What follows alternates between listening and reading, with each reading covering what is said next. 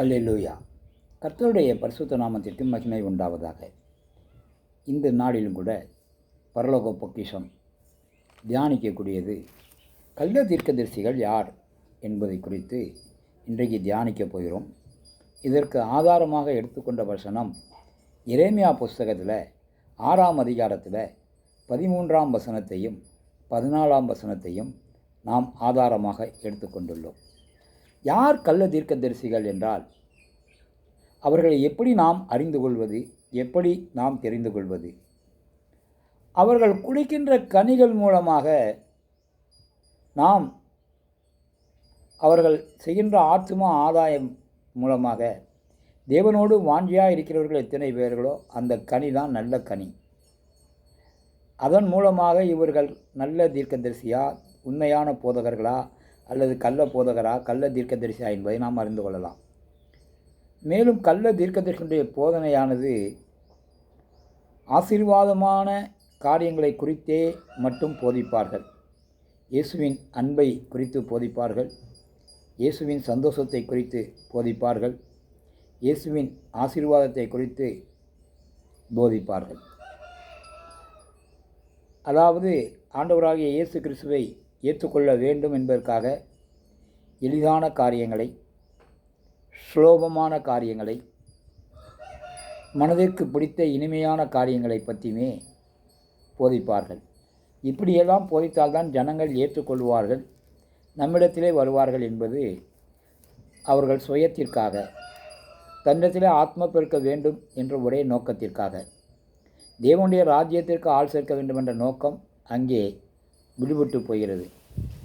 பாவியான மனிதனை பார்த்து, நீ கவலைப்பட வேண்டாம், நீ ஆண்டவரை நேசி, எல்லாம் நல்லா இருக்கும், தேவன் உன்னை மன்னித்து விட்டார், தேவன் உன்னை குணமாக்குவார் என்று போதிப்பார்கள்.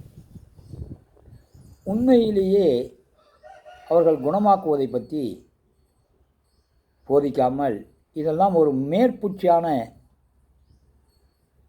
போதனையாகும். ஏதோ இதெல்லாம் வெறும் மாயை, இந்த போதனைகளெல்லாம் வெறும் மாயை, வெறும் வெற்று மாயை. இப்படிப்பட்ட மனிதர்களை கள்ள தீர்க்கதரிசிகளை நம்பி ஜனங்கள் ஏமாந்து போகிறார்கள். ஏமாந்து போக வேண்டாம் என்றுதான் இந்த செய்தியின் எச்சரிக்கை.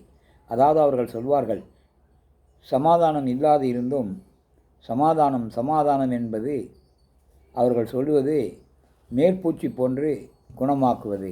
ஆனால் அஸ்திவாரம் இல்லாமல் அவர்கள் குணமாக்குவது கிடையாது. அப்படி என்றால் கர்த்தர் குறித்து நல்ல போதகர்கள் எதை குறித்து போதிக்க வேண்டும் என்றால்,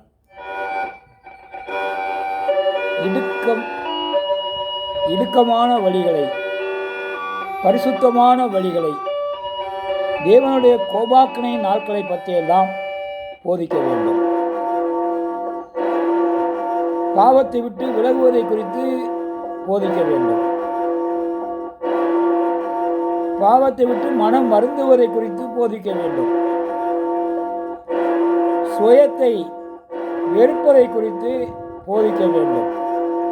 இவைகளை பற்றியெல்லாம் கள்ள போதகர்கள், கள்ள தீர்க்கதரிசிகள் போதிக்க மாட்டார்கள். இதைத்தான் எரேமியா தீர்க்கதரிசி இவர்களை குறித்து தீர்க்கமாக தன்னுடைய தீர்க்க தரிசனத்தின் மூலமாக அவர் கள்ள தீர்க்கதரிசிகளை குறித்து சொல்லியிருப்பதை நாம் பார்க்கலாம். எரேமியா புஸ்தகத்தில் 6ஆம் அதிகாரத்தில் நாம் 13ஆம் வசனம் 14ஆம் வசனங்களை நாம் வாசிப்போமானால், அவர்களில் சிறியோர் முதல் பெரியோர் மட்டும் ஒவ்வொருவரும் பொருளாசைக்காரர். இதுவும் அல்லாமல் தீர்க்கதரிசிகள் முதல் ஆசாரியர்கள் மட்டும் ஒவ்வொருவரும் பொய்யர். சமாதானம் இல்லாதிருந்தும் சமாதானம் என்று சொல்லி என் ஜனத்தின் காயங்களை மேற்பூச்சாய் குணமாக்குகிறார்கள். அவர்கள் அருவருப்பானதை செய்தது நிமித்தம் வெட்கப்படுகிறார்களோ? பரிசேதம் என்பது அவர்களிடத்திலே இந்த போதனையை குறித்து சிறிதளவு கூட அவர்கள் வெட்கப்பட மாட்டார்கள் என்பதை தான். அதனால் நாணவும் மாட்டார்கள் என்பதுதான் இந்த வசனம் சொல்லுகிறது. ஆதலால் விழுகிறவர்களுக்குள்ளே விழுவார்கள், நான் அவரை விசாரிக்கும் காலத்தில் இடர்ந்து போவார்கள் என்று கர்த்தர் சொல்லுகிறார். இதை இந்த கள்ளத்தீர்க்கதரிசிகளை நம்பி ஏமாந்து போகிற ஜனங்களை கர்த்தர் என்ன சொல்லுகிறார் என்றால், அதே எரேமியா தீர்க்கதரிசி புஸ்தகம் 5ஆம் அதிகாரம் 13-14 பார்ப்போமானால், தீர்க்கதரிசிகள் காத்தாய் போவார்கள், திருவாக்கு அவர்களில் இல்லை, அவர்களுக்கே அப்படி ஆகக்கடவுது என்றும் அவர்கள் சொல்லி கர்த்தரை மறுதலித்தார்கள். ஆகையால் சேனைகளின் தேவனாகிய கர்த்தர் சொல்லுகிறது என்னவென்றால், நீங்கள் இந்த வார்த்தைகளை சொன்னபடினால் இதோ நான் உன் வாய்விட்ட என் வார்த்தைகளையும் அக்கினியையும் இந்த ஜனத்தை விறகுமாக்குவேன் என்று அவர் சொல்வதை நாம் பார்க்கின்றோம்.